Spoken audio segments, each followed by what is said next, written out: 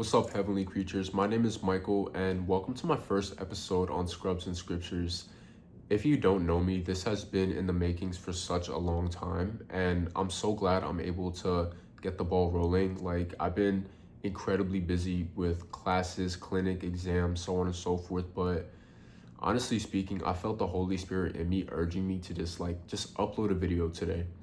Um, so I just picked up my phone, tripod, and a USB, which looks like a mic. And to be honest, y'all probably would have never guessed it. So it's definitely gonna stay in the video from here on out, or at least until I get a real mic. But yeah, so if you don't know already, this channel is basically my faith journey along with being a follower of Christ in dental school, and how my faith actually helps me maneuver in my environments and overall just make a positive, uplifting impact on those around me and that I encounter each and every day. So before we get into the main topic, I actually wanted to read a verse to you from my Bible app, and this verse is from Psalms chapter 34, verse 18, and it reads, "The Lord is near to the brokenhearted and saves the crushed in spirit." So what I've realized over my life is anytime I feel broken or defeated, like all hope is lost, those are the times where God has showed up for me the most. And I think that the lessons that we learn during those moments of feeling defeated, they're going to transcend, over time, and the knowledge and wisdom that we acquire from it is truly a gift from God. So what I've learned is when I am in those, situations where I feel like all hope is lost, I've learned to lean on God and understand that He is strengthening me in those moments. And as much as it hurts, as much as it can be confusing at the present moment, it will all make sense later on in life. And I've had that time and time and time again where, I've been down, got back up, looked back and realized God has had me all along. And to be quite honest, I do believe that He wants us in those vulnerable states. That way we can choose Him, we can lean on Him, His understanding and not our own.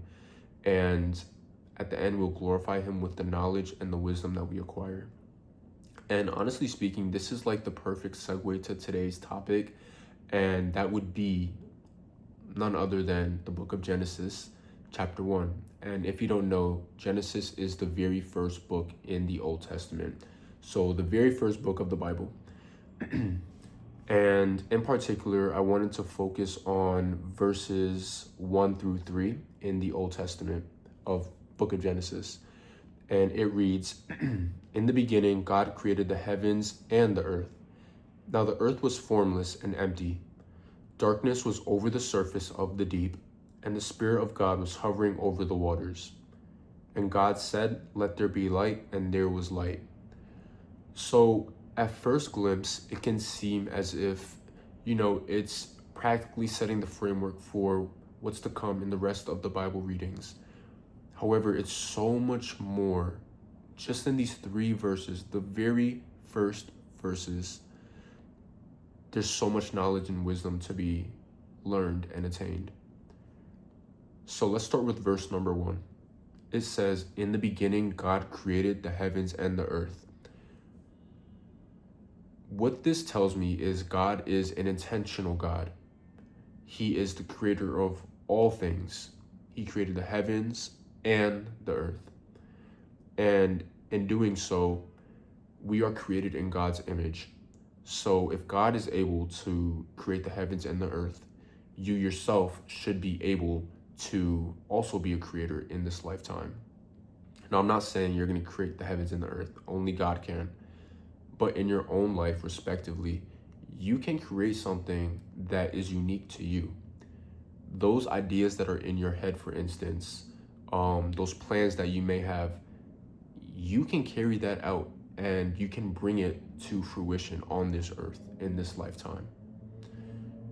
Now, verse number 2 states, "Now the earth was formless and empty. Darkness was over the surface of the deep, and the Spirit of God was hovering over the waters." I want to really hone in on when it says the Spirit of God was hovering over the waters. This tells me that God is always around, even in the times where, we may feel down, there may be darkness around us. God is always around. And in doing so, even in darkness, he can still uplift us, and he can create our verse 3, which is, and God said, let there be light, and there was light. So in this case, God is able to create light from nothingness. And in those times where you feel as if all hope is lost, there's nothing going on in your life, there's still so much to be done. And it starts with understanding that God will never leave your side. And because of that, we are to lean on him. We are to have hope and faith in him to bring that light to us, and he will. So anytime you feel as if all hope is lost, just remember that God is always with us. And if he can create light from darkness, he can do the same within you. So what I'm trying to say is that don't lose hope and just continue to rely on his will. God is such a loving God, and he truly wants what's best for us. Sometimes it's not always the right time. As humans, we always want. We want it right now. But God operates on a different timeline. Like what I want now probably isn't what I'm going to want in 5-10 years. And God will give me something that I didn't know that I needed, let alone want. So just keep having your hopes up, keep having that faith in him. Pray, seek wise counsel, go down to your church and meet with, your community.